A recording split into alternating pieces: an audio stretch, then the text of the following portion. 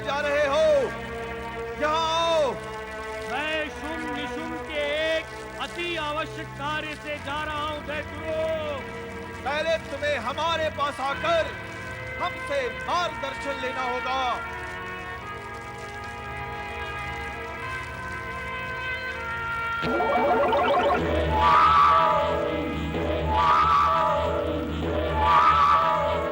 सुग्रीव, तुम जिस आवश्यक कार्य के लिए जा रहे हो वो शुंभ निशुंभ के लिए विनाशकारी सिद्ध होगा। तो फिर मैं क्या करूं दैत्य गुरु? तुम्हें शुंभ निशुंभ को समझाना होगा कि कौशिकी के सौंदर्य का मोहजाल एक भ्रम है। सौंदर्य के मोहजाल से निकलकर वे आसुरी शक्ति के उत्थान के विषय में विचार करें, अर्थात त्रिलोक विजय का अभियान प्रारंभ करें। दैत्य गुरु, आपने ही मुझे शुंभ निशुंभ की सहायता के लिए नियुक्त किया है। अब भला मैं उनकी सहायता से विमुख कैसे हो सकता हूँ? नहीं गुरुदेव, ये कदापि नहीं हो सकता। जो कार्य मुझे सौंपा गया है मैं उस कार्य को अवश्य पूर्ण करूंगा दैत्य गुरु। तो तुम हमारी अवज्ञा करोगे? आपकी अवज्ञा करना मेरा अभिप्राय नहीं है दैत्य गुरु, किंतु स्वामी के कार्य को पूर्ण करना मेरा कर्तव्य है। स्वामी? कौन स्वामी? शुंभ निशुंभ अब तुम्हारे स्वामी हो गए? किसने बनाया उन्हें तुम्हारा स्वामी? आपने दैत्य गुरु। जब मैंने तुम्हें उनका सेवक बनाया है, उनकी सहायता और हित के लिए, तो अब ऐसा कार्य क्यों कर रहे हो जिसमें उनका अहित है, ये जानते हुए भी कि इस कार्य से उनकी सेवा नहीं अहित होगा? तो ऐसे कार्य को तुम सेवा का नाम दोगे, विश्वासघात का नहीं? क्या ये उनके प्रति विश्वासघात नहीं होगा? दैत्य गुरु, इस समय मैं उनकी सेवा में हूँ, इसलिए मैं केवल उनके शब्द और आज्ञा को ही अर्थ दूंगा। इस समय आपके शब्दों और आज्ञा को अर्थ देने का परिणाम मेरे हित में नहीं होगा, कारण कि आप जिसे सेवा कहते हैं उसे वे विश्वासघात मानेंगे, और आप जिसे विश्वासघात मानते हैं वे उसे मेरी सेवा मानेंगे। मैं विवश हूँ दैत्य गुरु, मुझे आज्ञा दें। आज्ञा नहीं, श्राप दूंगा मैं तुम्हें। स्त्री की मर्यादा के प्रति अनुचित व्यवहार करने के कारण तुम्हारा विनाश तो निश्चित है ही। मैं ये भी घोषणा करता हूं कि शुंभ निशुंभ का भविष्य शीघ्र ही विनाश की लपटों में झुलस जाएगा। जा, चला जा, मेरी दृष्टि से दूर हो जा। तेरे जैसे मर्यादाहीन प्राणी से मेरा आश्रम अपवित्र हो रहा है। चला जाओ।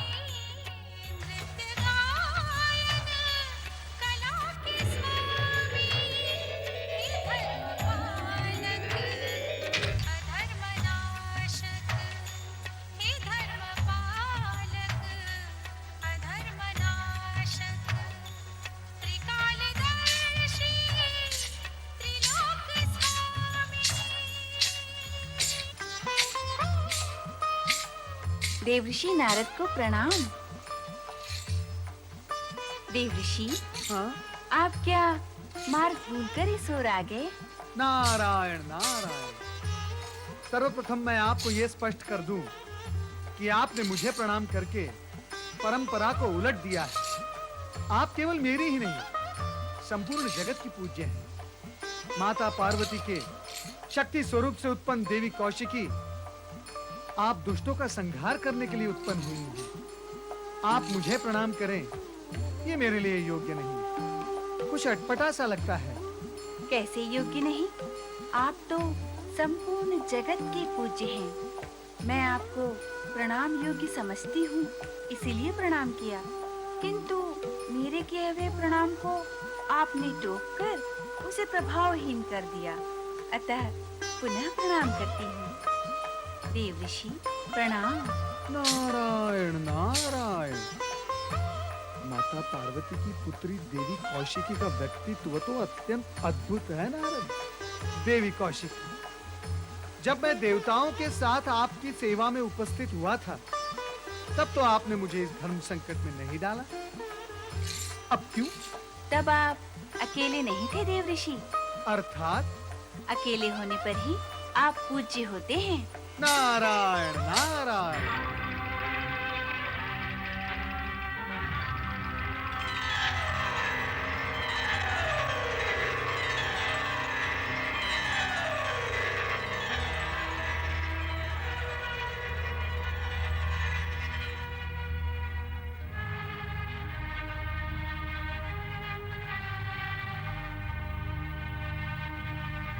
देवी कौशिकी, मैं सुग्रीव हूँ, दैत्यराज शुंभ निशुंभ का एक संदेश लेकर आया हूँ।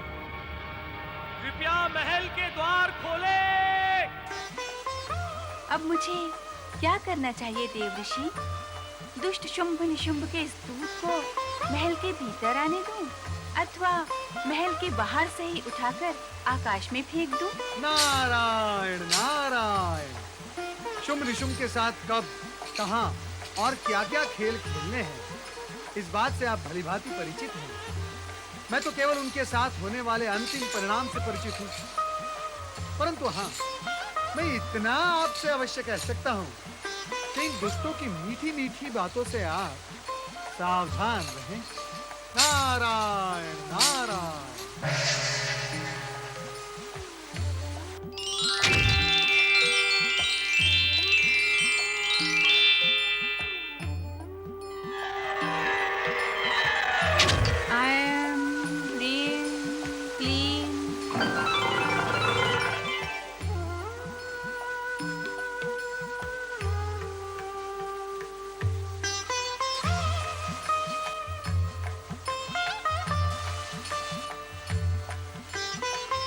अद्भुत, अलौकिक, क्या रूप सौंदर्य है।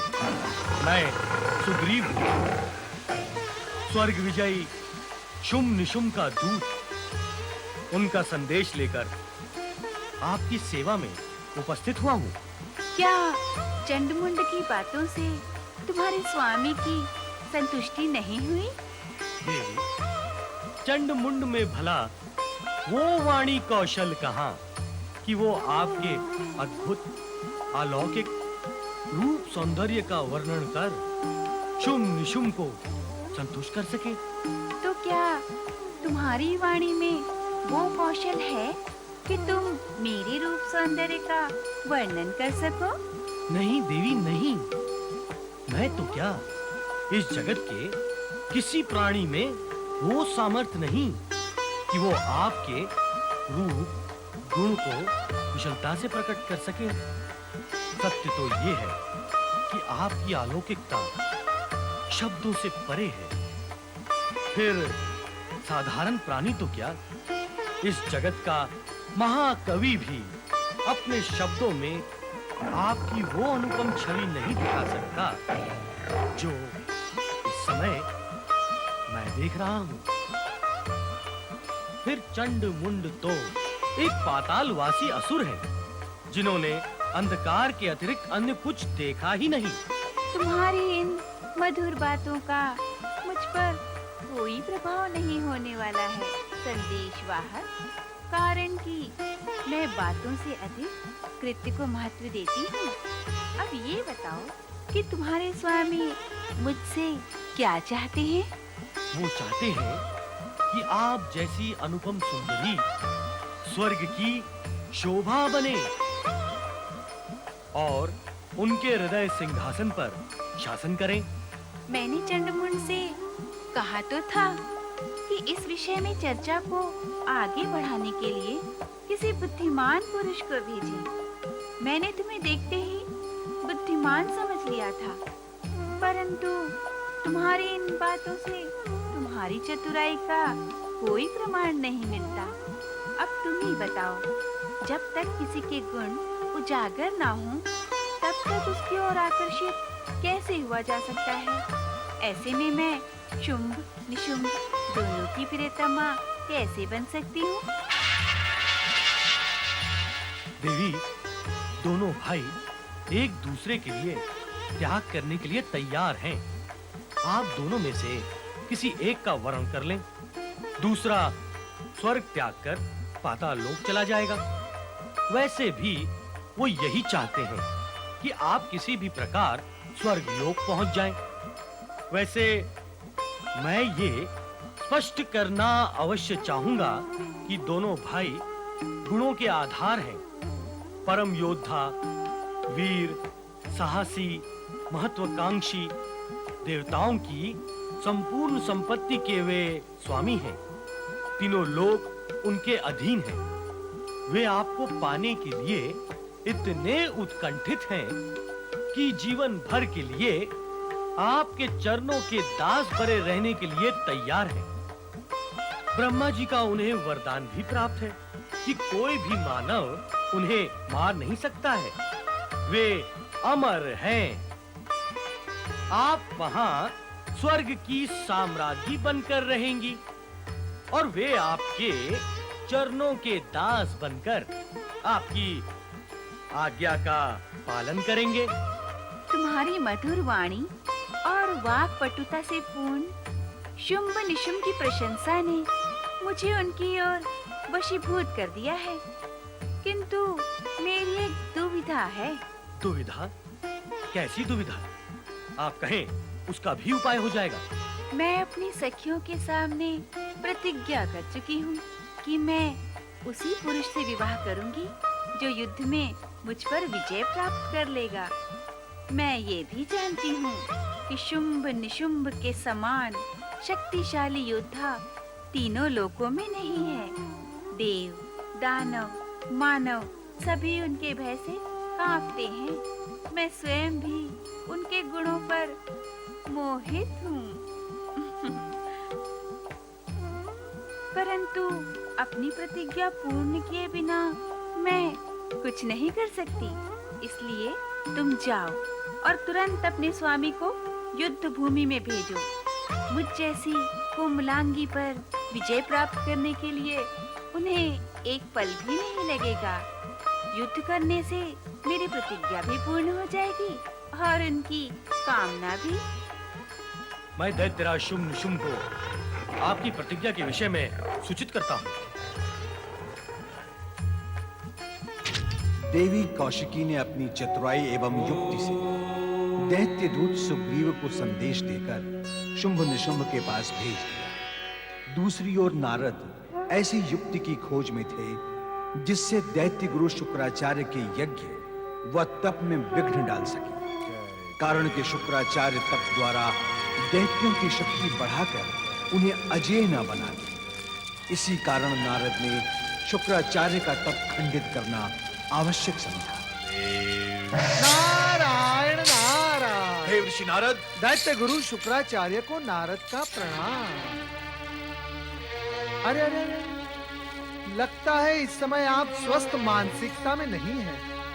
नारायण नारायण, रुष्ट भी हैं आप। हाँ, वैसे ये सब स्वाभाविक ही है। क्यों स्वाभाविक है? कैसे स्वाभाविक है? दैत्य गुरु, सत्य प्रकट करते हुए पीड़ा तो मुझे भी होती है। फिर मैं ये सोचता हूँ कि सत्य को भोगते हुए आपको कितनी पीड़ा होती होगी। नारायण नारायण, मुझसे आपका ये दुख देखा नहीं जाता। पहले तुम्हारी चर्चा स्वाभाविक थी, अब पीड़ा और दुख भी आ गया है। कहो तो मेरे कारण क्यों तुम्हें पीड़ा और दुख है? पीड़ा नहीं होगी। दानव वीरों पर से आपका प्रभाव दिन प्रतिदिन घटता जा रहा है। कोई आपकी बात सुनने के लिए तैयार ही नहीं। सो तो सत्य ही कह रहे हो देवर्षि नारद। मैं भला असत्य क्यों कहूंगा? हाँ? मैं तो सब कुछ जानता हूँ। क्या ये नहीं जानता कि आपने दैत्यों के लिए क्या कुछ नहीं किया? इतने पर भी जलंधर जैसा चमत्कारी असुर आपके देखते देखते मारा गया। हिरण्याक्ष और हिरण्यकश्यप भी आपकी आंखों के सामने भगवान श्री हरि विष्णु के अवतारों के प्रहारों से नष्ट हो गए। और अब शुंभ निशुंभ भी एक सुंदरी के मोह में फंसकर अपने आप को नष्ट करने की तैयारियां कर रहे हैं। और आप यहाँ मौन बैठकर उनके लिए शुभकामनाएं करने के अतिरिक्त और कर भी क्या सकते हैं? शांत, दैत्य गुरु शांत हो जाइए। असुर तो पाप कर्म करके नष्ट होते रहते हैं। आप क्रोध करके क्यों नष्ट होना चाहते हैं? इस सत्य को तो आप भी जानते ही होंगे कि क्रोध प्राणी को नष्ट कर देता है। नारायण नारायण। मैं ये भी जानता हूँ कि तुम देवताओं के चाटुकार हो। दैत्य शत्रु विष्णु के भक्त हो, इसलिए तुम मेरे भी शत्रु हो और यहाँ मुझे अपने व्यंग बाणों से वेदने आए हो। शत्रु समझे अथवा मित्र, ये आपकी अपनी दृष्टि है। रही बात विष्णु भक्त होने की, तो मैं क्या, जगत का कोई भी प्राणी विष्णु भक्त होने में गर्व ही अनुभव करेगा। और आपका ये कहना कि मैं अपने व्यंग बाणों से आपको वेधने आया हूँ, तो ये एक प्रकार से सत्य ही है। सत्य ये भी है कि यदि मैं ये कर्म नहीं करूंगा तो अन्य कोई करेगा। क्यों करेगा? क्यों करेगा कोई मुझे अपने व्यंग बाणों से वेदने का कार्य? क्योंकि जगत की यही रीति है। ज्ञानी होकर भी जो अज्ञानी और दुष्टों का साथ देते हैं, जगत उनको और उनके कार्यों को अनदेखा नहीं करता। अपनी तीक्ष्ण वाणी की धार से उन पर प्रहार करता ही रहता है, करता ही रहता है। हाँ, जब कोई अज्ञानी किसी अज्ञानी का साथ देता है तो जगत कुछ नहीं बोलता, किंतु आप तो अज्ञानी हैं। अपना प्रलाप बंद करो नारद और शीघ्र यहाँ से चले जाओ, अन्यथा मैं तुम्हें श्राप देकर अभी इसी समय यहीं पर भस्म कर दूंगा। नारायण नारायण। लगता है दैत्य गुरु, क्रोध की ज्वाला ने आपकी बुद्धि को ग्रस लिया है। आप ये भी भूल गए कि मैं परमपिता ब्रह्मा जी का मानस पुत्र हूँ। मुझे किसी का कोई भी श्राप स्पर्श भी नहीं कर सकता। यदि आपको श्राप देने का इतना ही चाव है तो उन असुरों को आप श्राप दें जो न्याय, नीति और आपकी आज्ञा की अवहेलना करके पापाचार बढ़ाते ही जा रहे हैं, बढ़ाते ही जा रहे हैं। मुझे श्राप देके क्या होगा? आप व्यर्थ ही अपनी शक्ति नष्ट करेंगे। करो।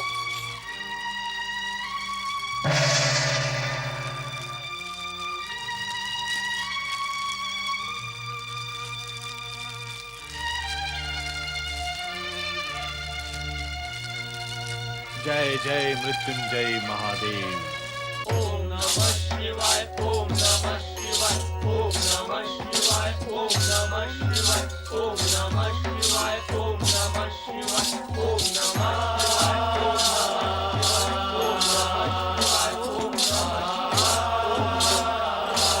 देवी, पूजा करने आई हो अथवा प्रश्न पूछने?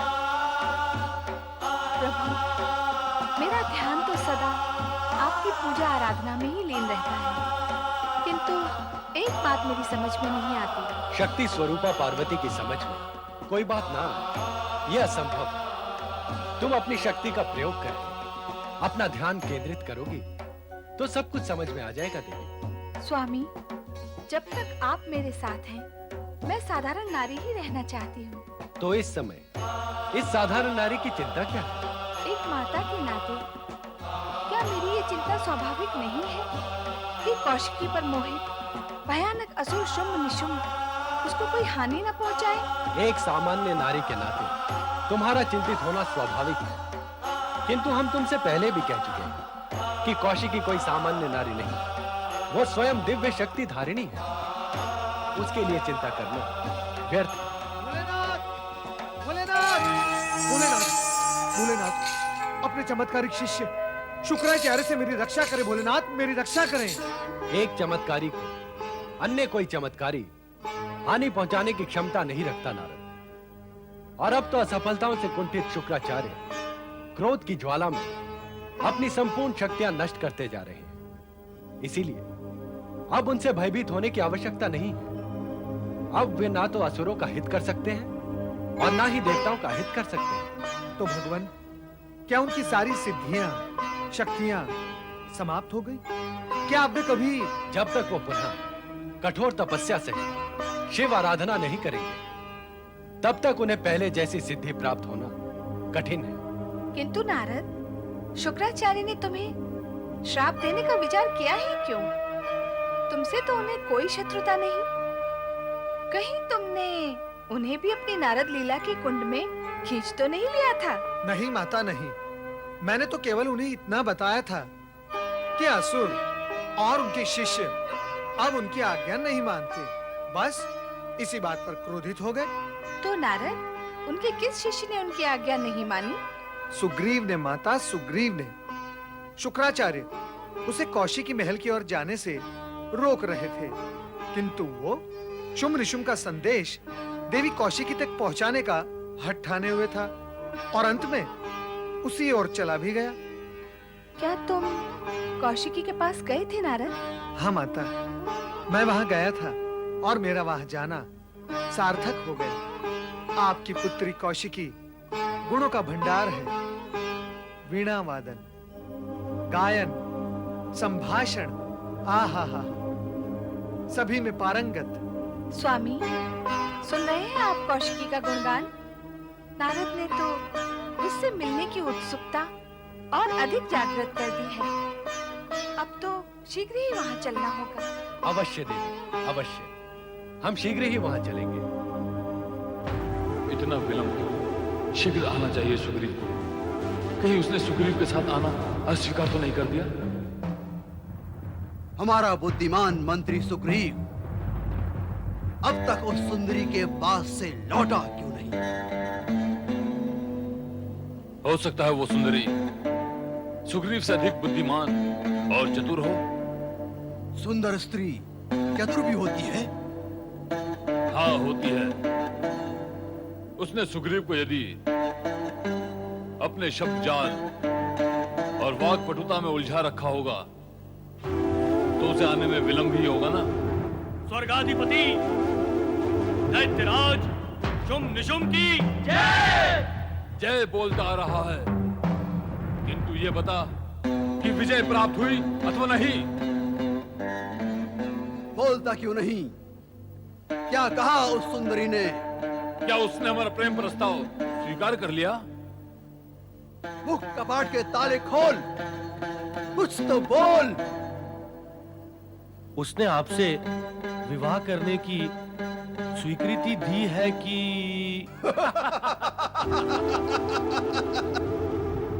इतनी प्रसन्नता की बात प्रसन्न होकर बोल। ऐसे ऐसे मुंह लटकाकर क्यों बोलता है? सुग्रीव, तुमने स्वीकृति और प्रसन्नता की बात के अंत में कुछ की जैसा कहा है। वो क्या है? वो किंतु का की है दैत्यराज। स्वीकृति और प्रसन्नता के बीच ये किंतु कहां से ले आए तुम? वहीं से लाया हूँ दैत्यराज। विवाह करने के लिए उस सुंदरी ने अपनी स्वीकृति तो दी है दैत्यराज, किंतु उसकी मांग ये है कि वो आप दोनों में से किसी एक के साथ ही विवाह करेगी।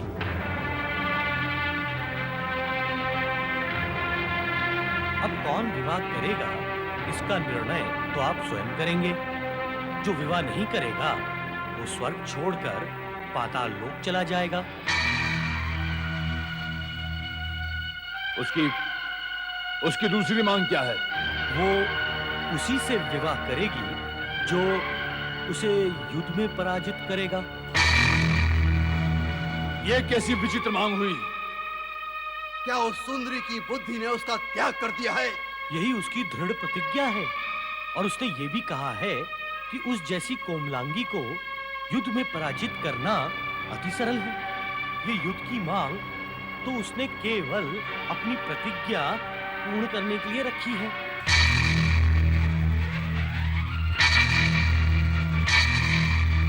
दैत्यराज, एक स्त्री की बातों से आप इतने चिंतित क्यों हो गए? आपको उससे युद्ध करने की आवश्यकता नहीं है। मैं बिना युद्ध किए ही उसे यहाँ घसीट कर लाऊंगा और आपके चरणों में डाल दूंगा। नहीं, नहीं, ऐसा नहीं करना है। जिससे विवाह करना है उसे घसीट कर लाना क्या उचित होगा? नहीं, उस कौमजांगी के साथ ऐसा कठोर व्यवहार करना हमें शोभा नहीं देता। धूम्रलोचन, उसकी युद्ध की मांग पूरी करने के लिए तुम असुरों की विशाल सेना लेकर जाओ और प्रतीक रूप से युद्ध करके उसे आदर सहित यहाँ ले आओ। जैसी असुरराज की इच्छा, परंतु उस पर विजय पाने के लिए विशाल असुर सेना की क्या आवश्यकता है? मैं अकेला ही उसे पराजित कर दूंगा। हम जानते हैं तुम अकेले ही उसे पराजित कर लोगे, परंतु उसकी हर मांग को पूरा करना हमारा कर्तव्य है। और यह भी तो हो सकता है कि वो सुंदरी कोई चमत्कार करे और तुम्हें सेना की आवश्यकता पड़ जाए। ठीक है असुरराज, मैं आपकी इच्छा अनुसार ही कार्य करूंगा। भैया शुंभ, मैंने निश्चय कर लिया है कि उस सुंदरी से तुम ही विवाह करोगे। उसके यहाँ आते ही मैं पाताल लोक चला जाऊंगा। स्वर्ग विजेता दैत्यराज शुंभ निशुंभ की जय, दैत्य सेनापति महाबली धूम्रलोचन की जय, स्वर्ग विजेता दैत्यराज शुंभ निशुंभ की जय, दैत्य सेनापति महाबली धूम्रलोचन की जय। दैत्य सेनापति धूम्रलोचन की जय जयकार करते हुए ये असुर सेना किधर बढ़ी जा रही है स्वामी? ये कौशिकी के महल की ओर जा रही है। ये असुर कौशिकी के महल की ओर जा रहे हैं और आप मुस्कुरा रहे हैं। जब ये असुर स्वयं ही अपने विनाश की ओर अग्रसर हो गए, तो हम भी मुस्कुराने के अतिरिक्त और क्या कर सकते हैं? किंतु स्वामी, ये तो विचार करें कि मेरी कौशिकी अकेली इतने सारे दुष्ट असुरों का सामना कैसे कर पाएगी? यदि तुम्हें कौशिकी की इतनी ही चिंता है, तो इसका एक उपाय है। कहीं क्या है वो उपाय? तुम ये देखने वहां जा सकती हो कि कौशिकी कैसे अपनी लीला मात्र से इन सब का संहार करती है। स्वामी, आपने तो विषय को ही बदल दिया। मैंने न जाने कितनी बार आपसे कहा कि कौशिकी के पास चलें, उसकी सुरक्षा का प्रबंध करें, किंतु आपने मेरी एक नहीं सुनी। अब मैं अपनी कौशिकी को अकेली नहीं छोड़ सकती। आप चाहे जो कहते रहें। स्वर्ग विजेता दैत्यराज शुंभ निशुंभ की जय, दैत्य सेनापति महाबली धूम्रलोचन की जय।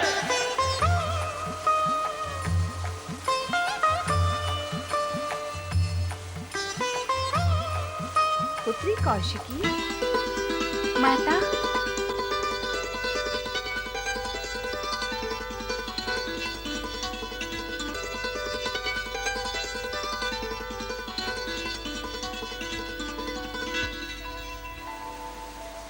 शुंभ निशुंभ के भेजे हुए भयंकर राक्षस इस ओर बढ़े आ रहे हैं, इसीलिए मैं यहाँ तुम्हारी रक्षा के लिए उपस्थित हुई हूँ। शक्ति दायिनी माता पार्वती से उत्पन्न मैं अजन्मी कौशिकी अपनी रक्षा स्वयं कर सकती हूँ। क्या ये याद नहीं है माता? मैं तो विगत कई दिनों से उन बुद्धिहीन और दिग्भ्रमित असुरों के साथ मनोरंजक खेल खेल रही हूँ। जब वे दुष्ट असुर इस खेल से त्रस्त हो जाएंगे, तो उनका नाश करना और भी सरल हो जाएगा। और माता, आपने मुझे इसी उद्देश्य से तो प्रकट किया है। सत्य है पुत्री, सत्य है। किंतु एक माता अपनी पुत्री के प्रति निश्चिंत कैसे रह सकती है?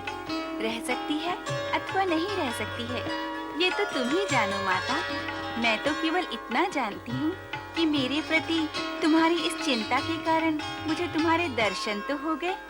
पहले तो मैं सोच रही थी कि अपना कार्य पूर्ण करके तुम्हारे अस्तित्व में पुनः समाने तक मुझे ही सारी लीलाएं अकेले ही करनी होंगी, पर अब तुम आ गई हो तो मेरा अकेलापन भी दूर हो जाएगा। पुत्री,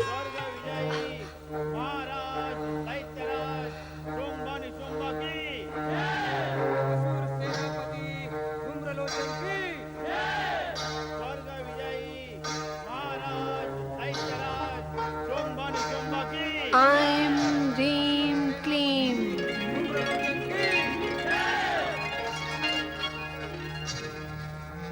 अब मैं इन दुष्टों का विनाश कर दूंगी कौशिकी। यहाँ आते ही उन्हें समाप्त कर दूंगी। ये असुर धूम्रलोचन असुरों की सेना लेकर आया है। अन्य असुरों की भांति मैं इसके साथ भी कुछ समय तक विनोद करना चाहती हूँ माता। जब यह विनोद युद्ध में परिवर्तित होने लगे, तब तुम अवश्य अपना कर्तव्य आरंभ कर लेना। इस समय कुछ देर के लिए अदृश्य हो जाओ, ताकि मैं धूम्रलोचन का धूम्र उड़ा सकूं।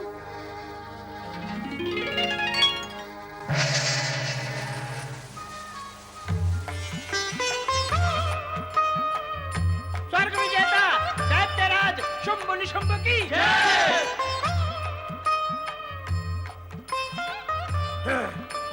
हे असुर वीरों, वो रहा कौशिकी महल।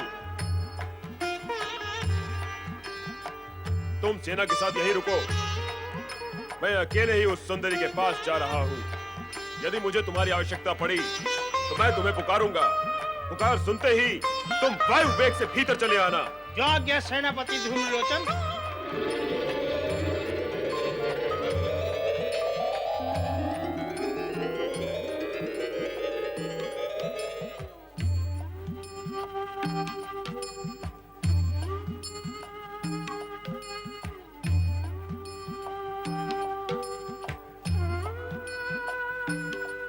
मधुर संगीत की ध्वनि, द्वार बंद, आश्चर्य।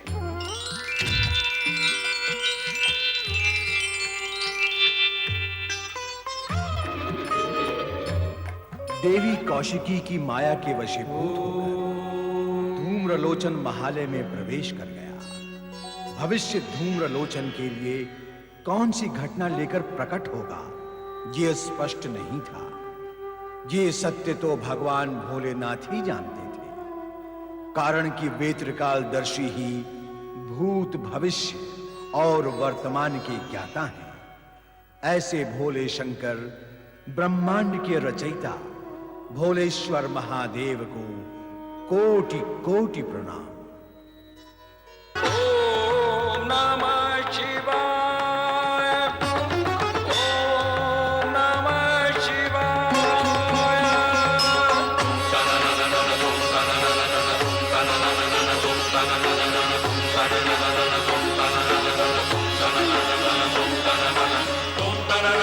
Tum